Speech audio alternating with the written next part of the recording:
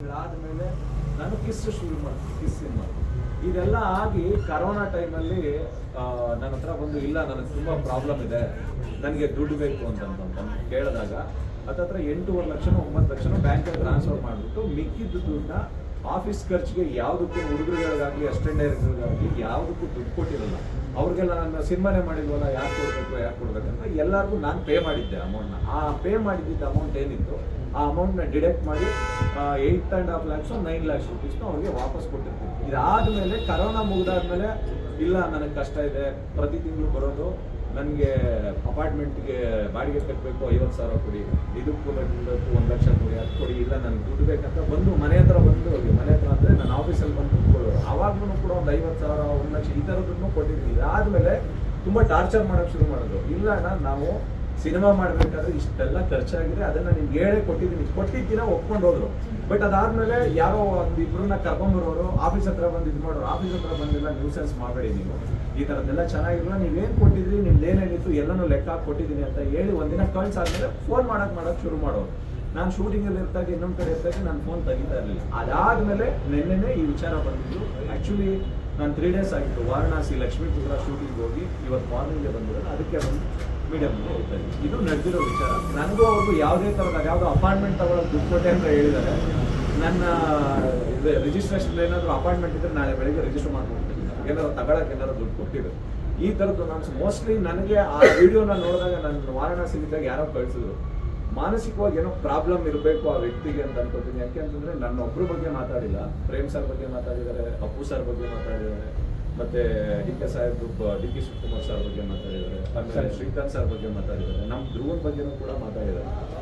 ಧ್ರುವನ್ ಬಗ್ಗೆ ಮಾತಾಡೋದು 100% ರಾಂಗ್ ಅಂತೀನಿ. ಯಾಕೆ ಅಂತಂದ್ರೆ ಅವನಿಂದ 2 ಸಿನಿಮಾ ಅವ್ರಿಗೆ ಮಾಡಿರೋ ಬಹದ್ದೂರ್ ಆಗ್ಬೋದು, ಇನ್ನೊಂದು ಭರ್ಜರಿ ಆಗ್ಬೋದು, ಅದರಿಂದ ಅವ್ರಿಗೆ ಕೋಟ್ಯಾಂತರ ರೂಪಾಯಿ ದುಡ್ಡು ಬಂದಿದೆ. ಯಾಕೆ ಅಂದ್ರೆ ಅವ್ರನ್ನ ನೋಡಿದಾಗ ಎಲ್ಲೋ ಫ್ರಸ್ಟ್ರೇಷನ್ ಹೋಗಿ ಮಾತಾಡ್ತಾ ಇದ್ದಾರೆ. ಹಂಗೆ ಮಾತಾಡಬೇಕು, ನಮ್ಮ ಹತ್ರ ದುಡ್ಡೇ ಕೇಳಬೇಕು ಅಂತಂದ್ರೆ ಲೀಗಲ್ ಮೇಲೆ ಹೋಗ್ಬೋದು. ಇಲ್ಲ ಅವ್ರು ಬ್ಯಾಂಕ್ ಥ್ರೂನೇ ಕೊಟ್ಟಿರೋದ್ರಿಂದ ನಮ್ಮನ್ನ ಬ್ಯಾಂಕ್ ಯಾವ ಮುಖಾಂತರ ಬೇಕಾದ್ರೂ ಕೇಳ್ಬೋದು. ಇದೆಲ್ಲ ನಾನ್ಸೆನ್ಸ್.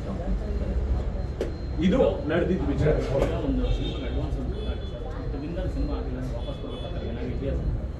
ಕೊಡ್ಬೇಕು ಅಂತಿಲ್ಲ, ಬಟ್ ಆದ್ರೂ ನಾವು ವಾಪಸ್ ಕೊಟ್ಟಿದ್ದೀವಿ. ಅಂದ್ರೆ ಯಾವ್ದನ್ನ ಕೆಲಸ ಮಾಡಿರೋ ಅಮೌಂಟ್ನ, ಯಾಕೆಂತಂದ್ರೆ ಎಲ್ಲರಿಗೂ ಕೆಲಸ ನಮ್ಮ ಕೈಯಿಂದ ಕೊಡೋದಲ್ಲ. ಈಗ ಪ್ರೊಡ್ಯೂಸರ್ ದುಡ್ಡು ಬಂದ್ರು ಲಾಸ್ ಆದ್ರು ಅದು ಅವ್ರಿಗೆ ಸೇರಿರುತ್ತೆ. ಈಗ ಕೆಲಸ ಮಾಡ್ತಾ ಇದೀವಿ ಅಂದಾಗ ಅಸಿಸ್ಟೆಂಟ್ ಡೈರೆಕ್ಟರ್ ಹಿಡಿದು ಆಫೀಸ್ ಎಲ್ಲಾನು ಅವರೇ ಮಾಡಬೇಕು.